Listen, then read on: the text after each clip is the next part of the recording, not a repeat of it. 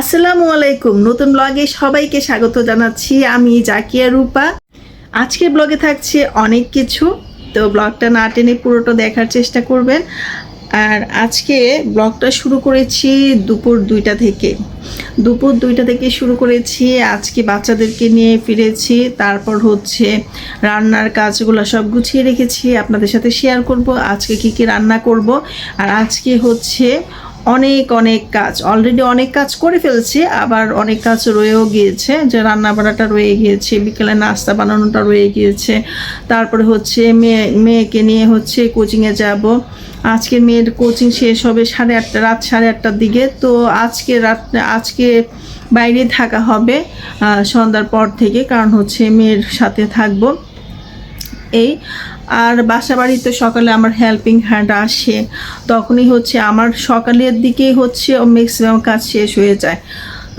Helping hand আসে, বাসা বাড়ি তখন গুছানো হয়, তারপরে হচ্ছে শুধু রান্নাটা বাকি থাকে। আদারওয়াইজ সব কিছু হচ্ছে সকাল থেকেই হচ্ছে ঘরটর মোছা যা যা করার দরকার সব কিছুই করা হয়ে থাকে। তারপরে এখন আমার বাসায় এত পরিমাণের বাতাসের যন্ত্রণায় থাকতে পারি না। আর বাতাসে প্রচুর পরিমাণে হচ্ছে ধুলা হয়, প্রতিদিন দেখা যাচ্ছে আমার বাসা ডিপ ক্লিন করা হয়, ম্যাক্সিমাম টাইম ডিপ ক্লিন করা হয়, কারণ হচ্ছে কোনায় কানায় চিপা চাপায় যত ধুলাবালি আছে সব বের করে পরিষ্কার করা হয়। তারপরে হচ্ছে বাসায় প্রচুর ধুলা। ভাবছিলাম যে 9তলায় থাকি, ধুলাটা মনে হয় কম হবে, কিন্তু ভুল ধারণা। কারণ হচ্ছে 9তলা আমার প্রচুর বাতাসের শো আওয়াজ, প্লাস হচ্ছে আমার দরজা জ্বালানা সব হচ্ছে বাতাসের বাড়িতে, মানে এত শব্দ হয়, অনেক সময় ভয় পেয়ে যাই। দরজা যখন বন্ধ হয়ে যায় তো অনেক সময় ভয় পাই। আর এত বাতাসের শব্দ বলার বাইরে।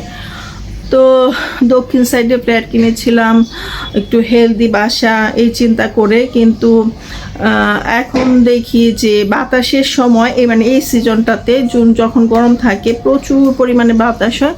আমার ফ্যান অফ করা থাকে, দেখা যায় যে আমার এসিতেও বেশি চালাই না, রাত্রের বেলায় শুধু একটু এসি চালাই, আর দিনের বেলায় বিকেল দিকে একটু এসি চালাই। এছাড়া দেখা যাচ্ছে সবসময় বাতাস থাকে। আর বাতাস থাকলে হয় কি, আমার দরজা জ্বালানা হচ্ছে দরজাগুলো বারবার ক্লোজ হয়ে যায়, আর তখন হচ্ছে একটা প্রেশার পড়ে দরজাগুলোতে, মনে হয় দরজাগুলো ভেঙে যাবে এই অবস্থা।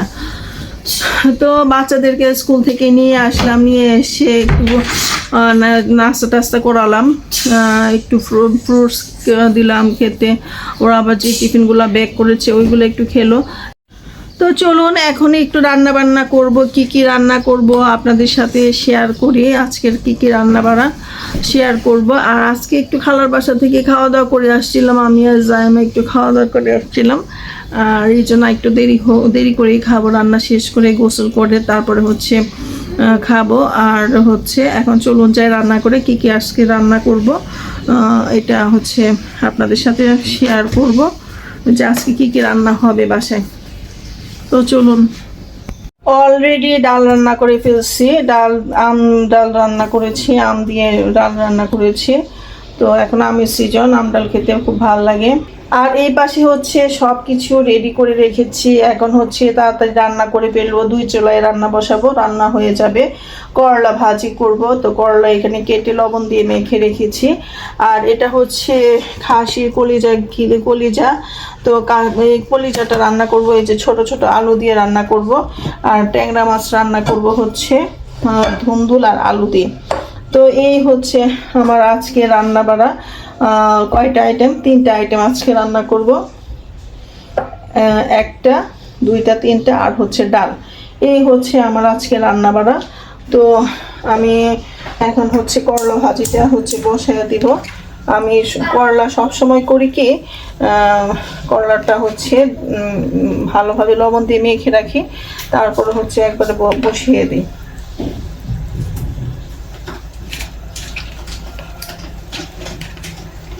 তো এইভাবেই হচ্ছে আমি একটু শর্টকাটে রান্না করতে পছন্দ করি, যে রান্না করে কি গরমের মধ্যে এতক্ষণ থাকা যায়, কি থাকা যায় না, এই জন্য শর্টকাট। আর টেস্ট হয়, খেতে টেস্ট না হলে তো আর প্রতিদিন এইভাবে রান্না করতাম না।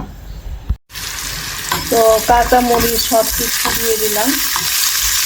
হচ্ছে একটু আলু অ্যাড করবো, যেহেতু আমার আলুটা রান্না করা আছে, সেই জন্য হচ্ছে আলুটা পরে করবো।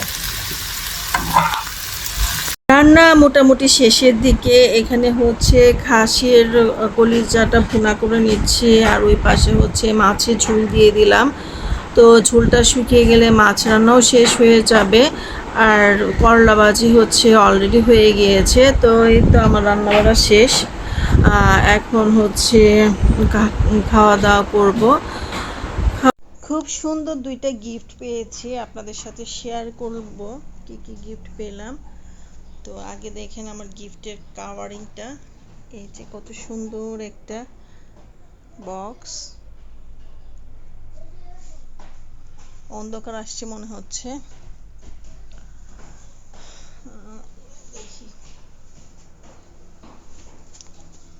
এই যে খুব সুন্দর একটা বক্স। তো এই বক্সটা, এই জাদুর বক্সে কি আছে সেটাই হচ্ছে কথা। তো সবাই গেস করেন তো এই জাদুর বক্সটাতে কি থাকতে পারে। আর এই যে একটা পারফিউম পেয়েছি, খুব সুন্দর, খুব এক্সক্লুসিভ একটা পারফিউম। তো এটা চায়না থেকে একটা নিয়ে আসলেন। তো এটার কালারটা এত, মানে ফ্লেভারটা, মানে এটার কালার বলতে কি, এই যে ইয়াটা, মানে ক্যানটা, বোতলটা, যে বোতলের কালারটা খুবই সুন্দর, একটা নীল নীল কেমন একটা কালার, আর ফ্লেভারটাও অসাধারণ। তো খুব সুন্দর হচ্ছে, খুবই সুন্দর হচ্ছে জিনিসটা। তো ওনাকে তো থ্যাংক ইউ জানিয়েছি, আবার আমার চ্যানেলের মাধ্যমেও থ্যাংক ইউ জানাই। খুব সুন্দর হয়েছে জিনিসগুলা, বিশেষ করে এই জাদুর বক্স তো অসাধারণ। এই জাদুর বক্সটা নাকি সুচিত্রা সেন যখন নায়িকা ছিল তখন নাকি ওনার সাথে সবসময় এই বক্সটা নাকি তখনকার সময় থাকতো। তো যেখান থেকে কিনেছে ওনারা আর কি বলেছে। আমরা যেরকম কারো বাসায় গেলে মিষ্টি নিয়ে যাই, তো চায়নারা হচ্ছে এরকম একটা ব্যাগ বা অনেক সুন্দর সুন্দর, মানে হতে পারে অন্য ডিজাইনেরও হতে পারে, তো ওই রকম জিনিস হচ্ছে কারো বাসায় গেলে নিয়ে যায়। তো ওই ব্যাগগুলোতে কি থাকে, ওই বক্সগুলোতে কি থাকে সেটি আপনাদের সাথে শেয়ার করছি। এই যে এটা ওপেন করছি, এই যে দেখুন কত সুন্দর। তো আমরা যেরকম মিষ্টি নিয়ে যাই, চায়নারা হচ্ছে এরকম জিনিস হচ্ছে কারো বাসায় গেলে উপহার হিসেবে আর কি নিয়ে যায়। তো এটার ভিতর থেকে আমি এটা বের করে নিচ্ছি। তো এই যে এটার ভিতর থেকে এই শোপিসটা, ওদের ট্রেডিশনাল একটা শোপিস বের হয়ে আসলো। আর এই বক্সটাতে না সুন্দর করে সুন্দর জুয়েলারি রাখা যাবে এই বক্সটাতে। কিউট না বক্সটা? আর এই যে এটা হচ্ছে ওদের ট্রেডিশনালি একটা সুভিনিয়র। তো এটার ভিতরে হচ্ছে চা থাকে। এই ভিতরে হচ্ছে আমি কিছু চা হচ্ছে আমার জারে হচ্ছে রেখে দিয়েছি, আর অল্প কিছু হচ্ছে এখানে রেখে দিয়েছি। তো বের না করলাম এই যে চাগুলা, এই যে চাইনিজ চাগুলা। তো চায়নারা হচ্ছে কারো বাসায় বেড়াতে গেলে হচ্ছে চা নিয়ে যায়। হ্যাঁ, এবং আমার হাজব্যান্ড যেহেতু চাইনিজের সাথে কাজ করে, দেখা যাচ্ছে যে যখনই আমাদের বাসায় আসে বা দেখা হয় চায়না থেকে আসে, তখন হচ্ছে কি এরকম একটা মানে অন্য টাইপেরও, মানে সবগুলো যে একই রকম তা না, বিভিন্ন রকমের হচ্ছে চায়ের মানে জিনিসপত্র গিফট করে, চা গিফট করে। তো আমার বাসায় প্রচুর হচ্ছে চাইনিজ চা রয়েছে। আমার হাজব্যান্ড চাইনিজ চা খায়, 8-9 বছর যাবত চাইনিজ চা খায়। তো প্রথম দিকে যখন চা দিত, ক্যানগুলো এত সুন্দর ছিল, ওইগুলো রেখে চা ফেলে দিতাম। আর এখন হচ্ছে মোটামুটি আমার হাজব্যান্ড খাওয়া শিখে গেছে, এখন হচ্ছে উনি চা খায়, আর আমিও মানে খাবো। চাগুলো খুবই হেলদি, চা গ্রিন টিগুলা, মানে গ্রিন টি জাতীয় সবগুলো চা।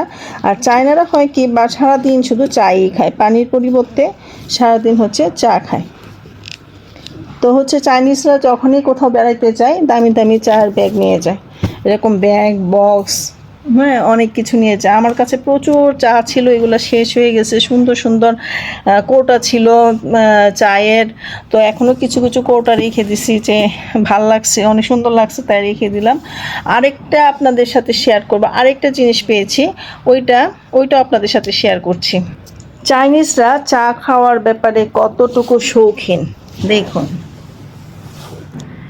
এই যে একটা কত সুন্দর ব্যাগের মতো, মনে হয়েছে এটা একটা ব্যাগ হিসাবে ইউজ করা যাবে। তো এটা আমি শোপিস হিসাবেই রেখে দিয়েছি। আরও আমার কাছে অনেক কালেকশন ছিল, কিছু কালেকশন হচ্ছে ভেঙে গেছে, কারণ ওই যে আমার হাজব্যান্ড ইউজ করে, তো এই জন্য হচ্ছে কিছু জিনিস হচ্ছে ভেঙে গেছে। এটাও ইউজ করতে যাচ্ছিলো, বাট আমি দিইনি। আমি হচ্ছে খুব সুন্দর একটা জিনিস শোপিস হিসাবে রেখে দিই। তো এই জিনিসটার ভিতরে কি আছে আপনাদের সাথে শেয়ার করছি।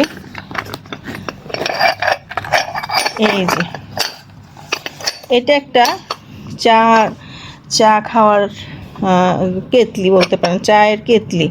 এইখানে হচ্ছে এই যে চাইনিজরা হচ্ছে চাটা দিয়ে গরম পানি দিয়ে রেখে দিবে, তারপরে হচ্ছে এটা অল্প অল্প করে লিকার নেবে আর হচ্ছে চা খাবে। চাইনিজরা চা খাওয়ার ব্যাপারে কতটা না সচেতন, মানে সচেতন না, আসলে শৌখিন। মানে এত সুন্দর সুন্দর কিউট কিউট জিনিসগুলা, আর ওদের ব্যাগগুলো এত সুন্দর। আমার হাজব্যান্ড যখন চায়না গিয়েছিল তখন একটা মগ নিয়ে আসছিলো, মগটা ভেঙে গেছে, কিন্তু মগের বক্সটা এত দামি একটা বক্স। আমি এটার মধ্যে অর্নামেন্টস রাখি, আপনাদের সাথে আরেকদিন শেয়ার করব। ওটাতে আমি অর্নামেন্টস রাখি, খুবই সুন্দর হচ্ছে বক্সগুলো, মানে প্যাকেজিংটা এত সুন্দর থাকে চায়নাদের। তো এটা আমি হচ্ছে শোপিস হিসাবে রেখে দিয়েছি, যে থাক, এটা দেখতে অনেক বেশি সুন্দর লাগছে। এই যে আমার দুইটা কিউট কিউট জিনিস আপনাদের সাথে শেয়ার করলাম, কেমন লেগেছে কমেন্টস করে কিন্তু জানাবেন। তো আজকের ব্লগটা এখানেই শেষ করছি, আবারও দেখা হবে নতুন কোনো ব্লগে। সেই পর্যন্ত সবাই টাটা, সবাই ভালো থাকুন, টাটা।